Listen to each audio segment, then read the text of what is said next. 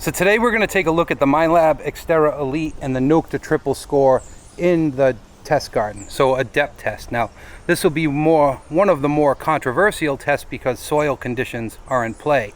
And this is not going to be best case scenario like I show on my blocks. Now if you're interested in either one of these machines, contact Ryan. I'm going to put his information out there. Ryan reached out to me and we hung out and got to know each other talking on the phone. And you guys know that whenever you've reached out to me, I've gave you a couple options for dealers to try and find the best price. Ryan is really cool and he's a relic hunter. And he does something that I haven't seen yet in the hobby, and that is a 60-day return policy. So if you get a machine and something goes wrong, you contact Ryan within 60 days. He's going to send you a label and ship it back. That is the first time I've heard of this in the hobby. I checked him out. He's got over 100 5-star reviews on Google. And he basically told me, keep doing what you're doing. Keep comparing, keep testing. Because to be honest, a lot of dealers don't like that because you show good and bad about machines and it can impact. But Ryan's like, keep doing what you're doing. So he's a really cool guy. Make sure you reach out to him. I'll have his information in the description of my videos and post them up in the top as well, so you have his contact information. He puts his cell phone on there, he puts his email, you're able to give him a call, send him a text, and 60-day return policy is huge. My buddy Don, all excited, got a new coil just 2 weeks ago. If he's watching this, he'll laugh. 2 days on a hunt me and him were on last week, his coil died.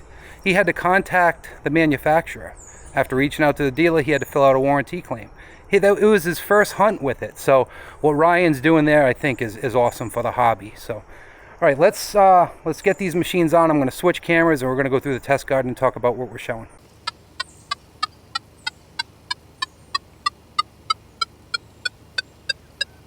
And the sensitivity does go up to 15, so we'll leave it at 13.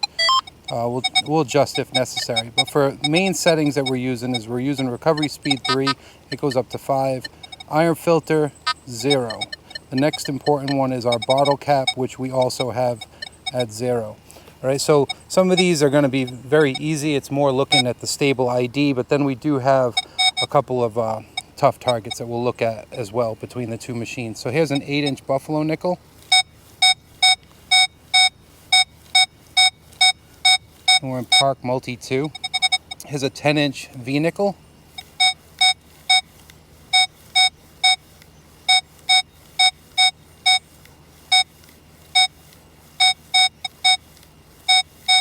All right, this is a bobber quarter down 8 inches. We should see a really high ID on this one.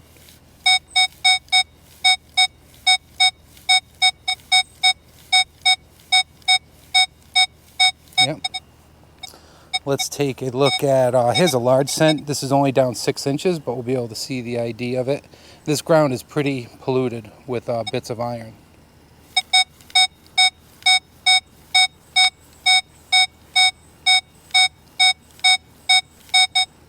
All right, let's look at the test target we put in the ground for the Legend, which is the 10-inch mercury dime. So we put this in testing the beast mode. The Legend with that beta struggled to hit this, but we'll see how the triple score does on it. And we're in multi 2. We may go to multi 1 for this for more high conductor.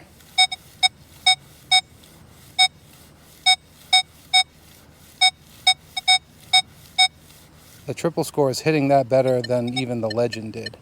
Let's go to multi 1.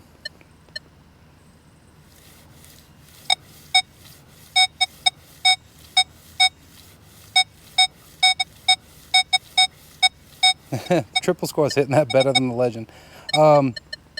We did get some rain, so that might help. Let's drop our recovery speed to 1 and see if it punches a little deeper. No. The bits of iron in the ground, which we'll hear if I just eliminate ground.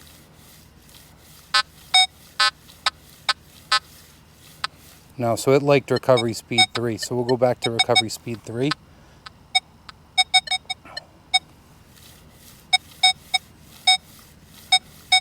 Yeah, like that.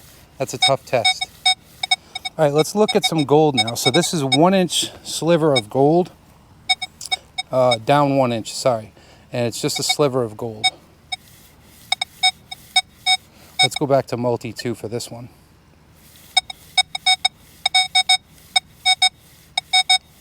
11 ID. And the 2-inch piece of gold, down 2 inches, same sliver of gold.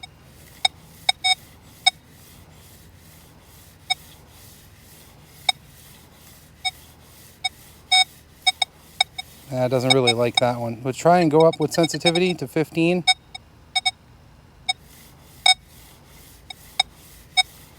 Let's see what we can do with recovery speed. Let's drop that down to 1 for a little more depth. It's trying, but it doesn't like that one. Let's try raising the recovery speed.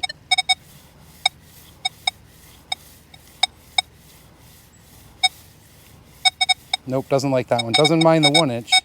Locking in 11, 12, 11. All right, so now let's look at where the triple score benefits from having an iron filter and a bottle cap reject. So for an iron filter, this is an iron sidestep in the ground. Now raising our iron filter on this machine, just like kind of like the Deus 2, where a silencer is not going to do anything for large iron, but the bottle cap reject will. So well, let me get out of here and stable this thing back down. We'll go to 13 again. We can raise our iron filter all the way up, and this large iron is still going to give us a non-ferrous tone and sound really good. So iron filter on this machine is for nails, and bottle cap reject, which I'll show you now, is for large iron. So here's a 0 bottle cap reject, and we'll go to 1. And 1 is already breaking up. Now if I put the iron on, you'll hear it. All right, so even with just a setting of 1, we know that that's non-ferrous. Ferrous. We know it's iron. Now if we go back to bottle cap reject 0, there's no iron tone, just non-ferrous. All right, so you're going to get a more enjoyable hunt if you don't want to dig large iron with adding some bottle cap reject into it. But let's see what it does to unmasking with this ring. So we have a ring next to a nail right there. It's a very thin gold ring. We're going to leave bottle cap reject at 0. You hear both. See a 5 popping in, that's the nail, and the 31 is the gold. If we turn ferrous off, you'll just hear the ring. With a nice ID, 31, locking on to that ring. If we implement some bottle cap reject in there of 1, it starts to get very chirpy, and we're down to a 1-way hit.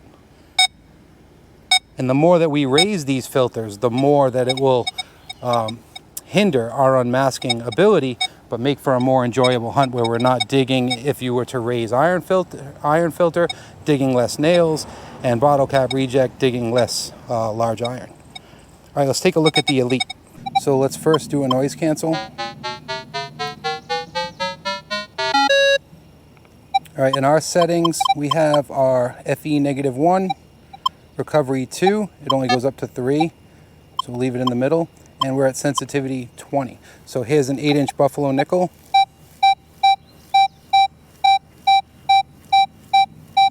$25, $26. 10-inch V nickel. I can hear the modulation change there. Let's take a look at that bobber quarter. Down 8 inches. Very high ID. Both of these machines lock on very nice for this soil. That's for sure. It's contaminated. A lot of iron bits in here. This is the 6-inch large cent.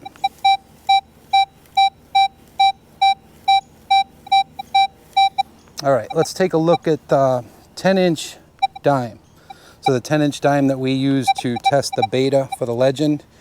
Here it is with the XTerra Elite.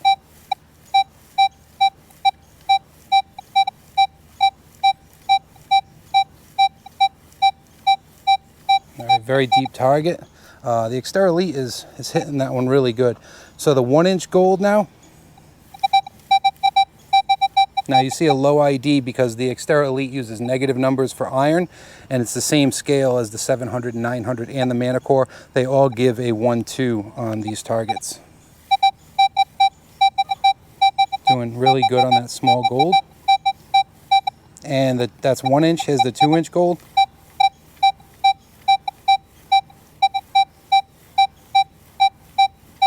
This one's doing really good at pulling that out. All right, let's take a look at the iron side step now. So the iron side step, and we're at iron filter -1. You hear how long that tone is too? It knows it's big iron, but it's still giving a non-ferrous ID and tone. So let's go to 0, 1. All right, 1, it knows it's iron. Let's put the horseshoe on. All right, so if we want to get away from digging large iron, we know FE1 works on this large iron side step. So let's go over to this now and go -1 on the ring. It's popping negative and positive for the gold. If I turn this off, you'll only see the gold. Great mid-conductor number. All right, let's go 0. Really choppy. Let's go to -1. Yeah, how good that is. 0. 1. 2. Big impact between 1 and 2. 1, you get a little bit. Let's turn the horseshoe off so we hear the iron. But we're only getting the negative number and just a little chirp, right? Nothing you would dig. 0. And now -1.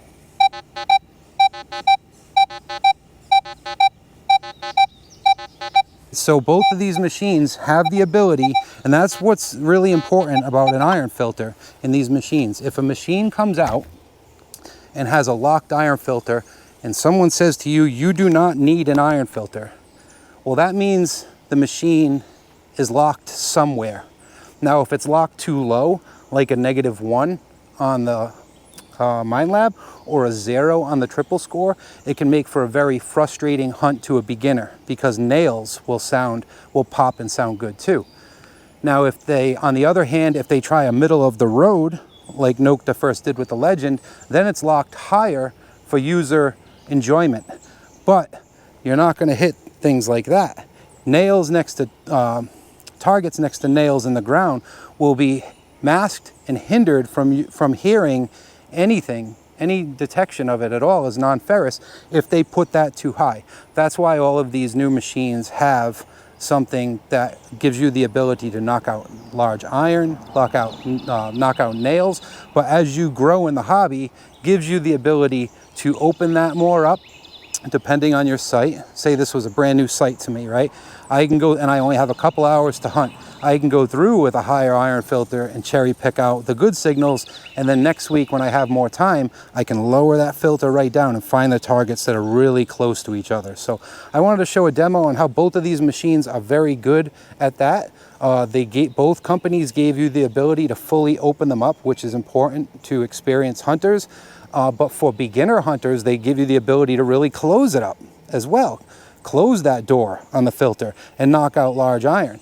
I know there are hunts where I go out, Don and I will hit a new field, and I don't want to be digging rusty iron side steps or horseshoes, but then at other times I want to run it wide open and find those. So the companies have come a long way. Nokta separating those, Minelab finding the nice mix between on how they can implement that bottle cap reject on the Elite and the Equinox series. And on the Manicore, the two scales on the Manicore, your top is for nails and your bottom is for large iron. So everyone, there's a look at the depth test. Like I said, controversial because this soil here, my soil's pretty bad. It's loaded with nails, and you may get a bunch more depth, but then if you're in locations with the, that red clay, this might be, extreme to you where you're hitting 8 to 10 inch. Now, I don't have anything here in the test garden that is out of range for these two machines, but it does give you the sense of what the VDI looks like and the depth of the targets. And as these machines keep improving, they pull these out and lock on a pretty good ID for this soil. So thanks for watching, and we'll see you on the next one.